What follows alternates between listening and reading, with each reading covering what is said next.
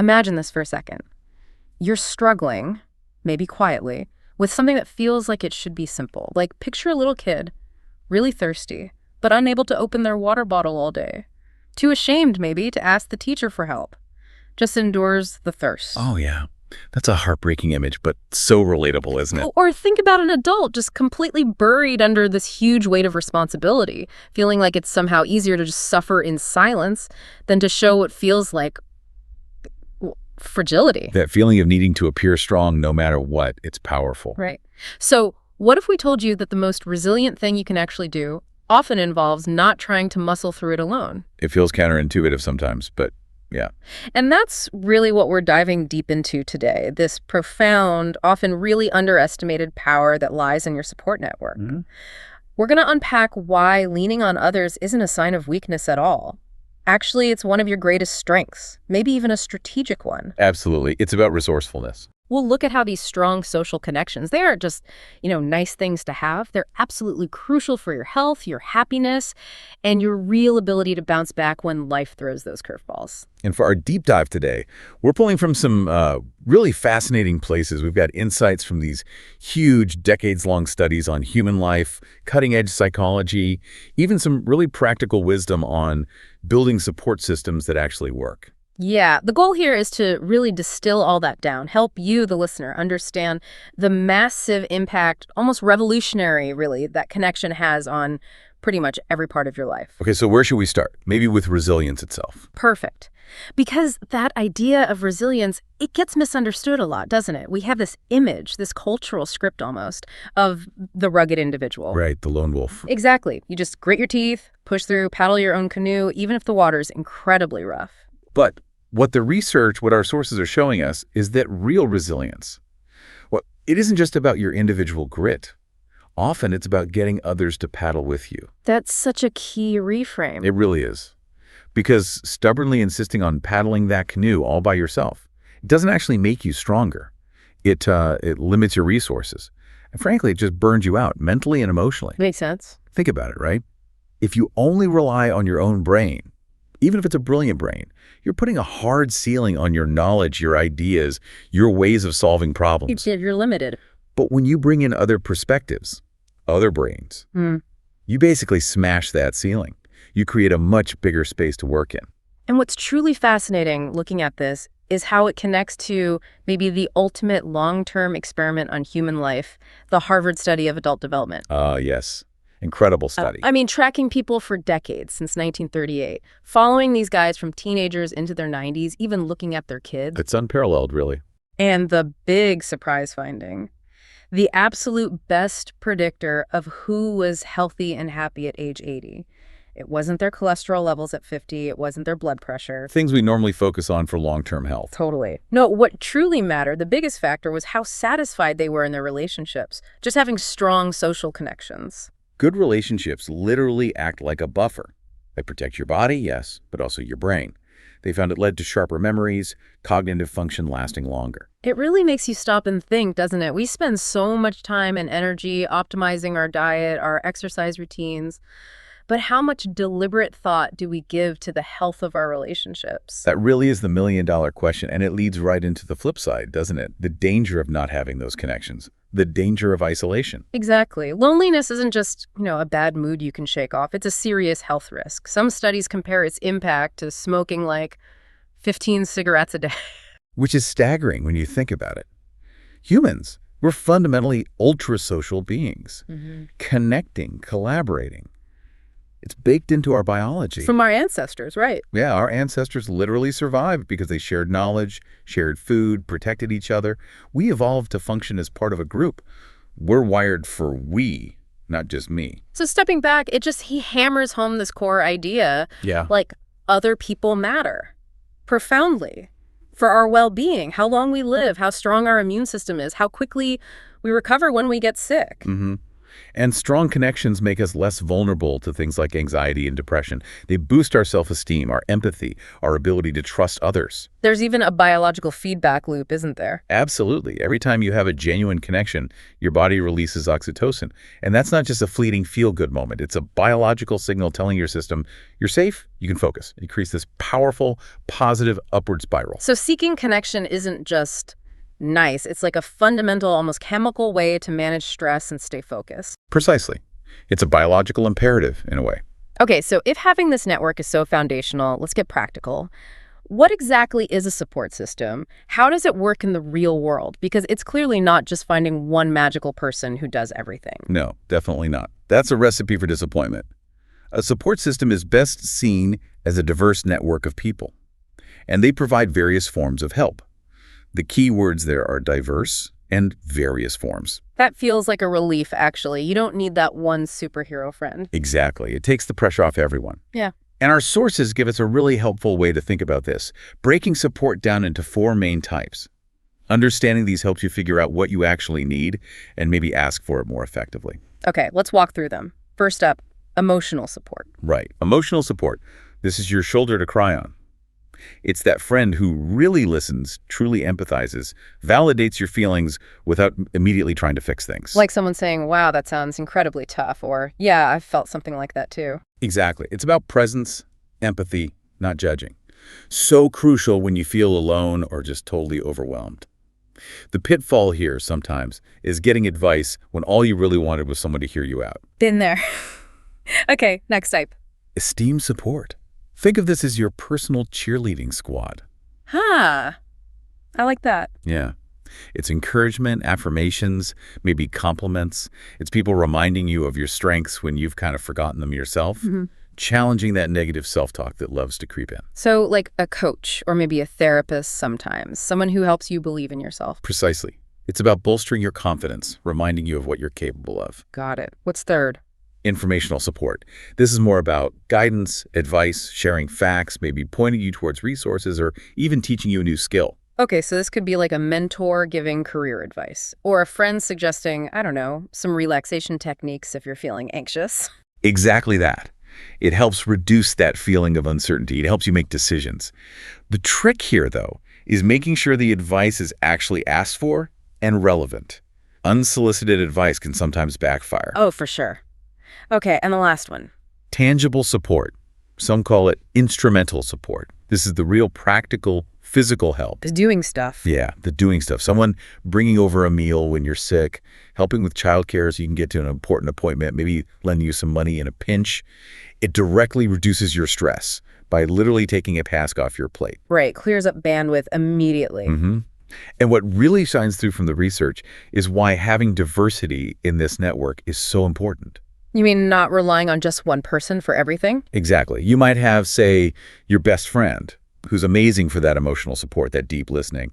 But maybe you turn to an older sibling or a mentor for practical advice or informational guidance. Because different people have different strengths. Absolutely, and different capacities. No single person can realistically provide all 4 types of support all the time. And sometimes trying to give the wrong kind of support, like jumping to solutions when someone just needs to vent, can actually make things feel worse, even with the best intentions. That makes so much sense. Okay, so connection is vital. We need different kinds of support from different people. But now we hit the big hurdle for so many of us, actually asking for help. Ah, yes, the asking part. It sounds so straightforward, but internally, it can feel like a massive battle, can it? It really can. Go back to that story you started with, the little girl in the water bottle. Why didn't she ask? Fear of seeming weak. And that fear doesn't just disappear when we grow up. Not at all. It gets tangled up with all sorts of adult beliefs. We internalize this idea of the strong, independent person. We start associating asking for help with negative stuff like, oh, that's like taking handouts, or it means I'm lazy or not coping. Or just plain incapable. That harsh inner critic pipes up. Right. And then there are the worries about perception. What will they think of me? Will they think I'm incompetent? Stupid, even. Yeah, or that I'm burdening them. Well, we have these self-sacrificing scripts sometimes thinking we shouldn't bother anyone. And we often wildly overestimate the chances of being rejected. We tell ourselves, oh, nobody will want to help me with this, or why would they possibly take the time? It's a really common mental roadblock. But the reality is often quite different, isn't it? It really is. It's quite striking how often these fears are just, well, not accurate. Research shows again and again that people are usually much more willing to help than we assume they are. And they actually feel good doing it. Yeah. Helping others triggers positive feelings. It strengthens social bonds. And showing vulnerability, like admitting you need a hand, it doesn't usually push people away. Often it actually deepens the connection, makes it more real. And that counterintuitive finding about asking for advice. Well, yeah, that's fascinating. Asking someone for advice, acknowledging their expertise, can actually make them perceive you as more competent, not less. Because it shows you value their knowledge and you're resourceful enough to seek it out. So a big part of this is actively challenging those automatic negative thoughts. When your brain starts saying, don't ask, they'll think you're weak, you need to pause and say, hang on, is that actually true? Exactly. Recognizing that thoughts aren't necessarily facts. You don't have to be ruled by them. Making the decision to ask for help then becomes this conscious, maybe even courageous choice. You're weighing that short-term discomfort against the potential for real long-term gain. It becomes about aligning with your deeper values, perhaps. Like, do I value courage, openness, building strong relationships? That's a great way to frame it. There's this powerful example in one of the sources about someone facing a really urgent financial crisis. They had been getting along with their family recently, lots of conflict. Oh, that makes asking even harder. Incredibly hard. But they made the really difficult choice to reach out to a sibling, explain the situation honestly. It was super uncomfortable at first, but that conversation, it ended up preventing some really major negative consequences. It was a clear case of choosing long-term well-being over avoiding temporary awkwardness. Wow. Okay, so let's say you've mustered the courage. You've decided to ask. How do you actually do it effectively? Because phrasing matters. It really does. The sweet spot is what's called assertive communication. It's finding that balance, not being passive and apologetic, but also not being aggressive or demanding. Direct, honest, respectful. Exactly. The goal is always about resolving the issue, increasing understanding. Simple, clear language usually works best. Something like, hey, I've been really struggling with X lately. Would you possibly be willing to help me with Y? Or even, could you lend me a hand with? Just a straightforward request. Yep. Polite, not a demand, not a desperate plea. You're just stating a need. And clarity seems key here too. Being specific about what you actually need. Absolutely crucial. Vague requests are hard to respond to. If you're not even sure what would help, it's okay to say that too. Like, look, I'm feeling really overwhelmed with X right now. I'm not even sure what would be most helpful, but could we maybe talk it through for a few minutes? It feels manageable. Right. Avoid being overly apologetic for needing help. It's a normal human thing. And avoid trying to manipulate someone with guilt trips. Just state the situation and the need, clearly and respectfully. Okay, so you ask, and let's say they say yes. What then? How do you receive help gracefully? Great question. Once someone offers help, you kind of need to let them own it. Resist the urge to micromanage them. Trust that they'll do it. Let go of control a bit. Exactly. And afterwards. Genuine appreciation is huge. A simple, heartfelt thank you goes a long way. Or maybe returning the favor down the line if that feels right. It really solidifies the connection and makes the helper feel valued. Makes sense. But what if they say no? Because that happens, right? And it can feel like a rejection. It absolutely happens. And yeah, it can sting. But the key is try not to take it personally. It's rarely about you. Right. They might just be completely overloaded themselves. Exactly. Yeah. Maybe they're just maxed out and genuinely don't have the bandwidth. Accept the no gracefully. Don't let it discourage you from asking someone else. Sometimes finding the right help means you might need to ask a few different people before you connect with someone who's able and willing. It's just part of the process. Okay, that's helpful perspective. So we know why support networks matter. We know the different types. We've talked about the courage to ask. Now let's shift to the ongoing part. Cultivating and sustaining this network. Because it's not a one-time setup, is it? No, not at all. It's definitely an ongoing investment, like tending a garden, you know. I like that analogy. And the good news is it's really never too late to start strengthening your connections or even building new ones. Where do you start with that?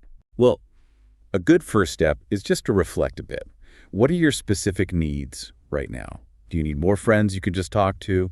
Do you need a mentor figure? Maybe professional support like a therapist? Just identifying the gaps can be really clarifying. And then maybe look at who's already in your life. Exactly. Reach out to your existing family, your friends. These are often your most natural connections. And don't forget technology. Texting, video calls, online groups around shared interest, they're all tools to bridge distance, and busy schedules keep those connections alive. What about finding new people? Yeah, be proactive. Look for people who share your interests. Join a club, take a class, find an online community or social media group focused on something you're passionate about.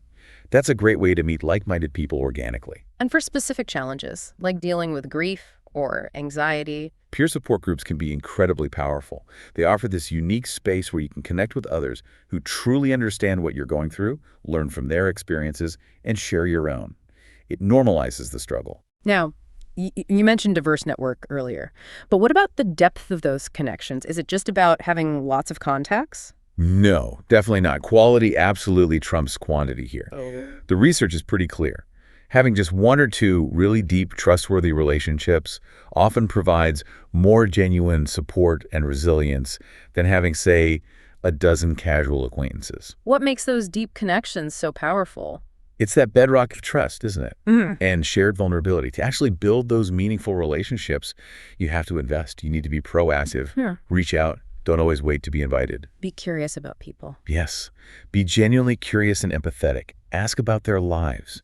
Really listen without always jumping in with your own stories or advice. Make eye contact. Show you can be trusted. Keep your promises, keep confidences. And maybe be a little vulnerable yourself. That's key. Sharing some of your own experiences, your struggles, your wins, that's how you build real intimacy. It moves beyond the superficial. Which brings us to a really crucial point. This is a two-way street, right? The Yeah. support systems aren't just about taking. Oh, absolutely. It has to be reciprocal. You need to be willing to show up for your friends and family too. Acknowledge their needs, offer your support. And understand that they might be burnt out sometimes too. Exactly. They have their own limits. It's not always personal if they can't help. It just reinforces the need for clear communication about your needs, yes, but also being open to hearing and supporting theirs when you can. When you zoom out, it feels like it's about building a whole culture of mutual support. That's a great way to put it. Creating a culture of help within your family, your workplace, your community. When giving and receiving help is just normal practice, then any single request doesn't feel like such a huge deal. And offering help builds goodwill. Definitely. It builds social capital. Pro-social acts helping others are genuinely contagious. When you're known as someone who's supportive, people are naturally more inclined to help you when you need it. And maybe the act of asking for help yourself actually contributes to that culture. I think it absolutely does. Every time you ask for help, you chip away at that stigma. You show others that it's okay, it's normal, it's actually beneficial. It makes it easier for the next person. So wrapping this all up, what's the big takeaway for you, the listener? Building and, importantly, leaning on a diverse support network. It's not just a nice to have, it's fundamental. It really is a pillar of resilience, essential for navigating the bumps in the road, for boosting your overall well-being, even for things like productivity and creativity. And that act of asking for help, it's not a character flaw, it's a vital human skill, and maybe actually an act of real courage. So maybe here's a final thought to chew on. In this world that often puts so much emphasis on individual achievement, on going it alone, what's one small step you could take this week? Maybe asking for a little help with something, or perhaps offering support to someone else. Just think about how that small shift, moving from always thinking I have to do this to sometimes thinking we can do this, how that could truly change your own journey. And maybe ripple outwards, inspiring a more connected, more resilient community around you too. That's a really powerful thought to end on. Thank you so much for joining us on this deep dive into the incredible power of your support network.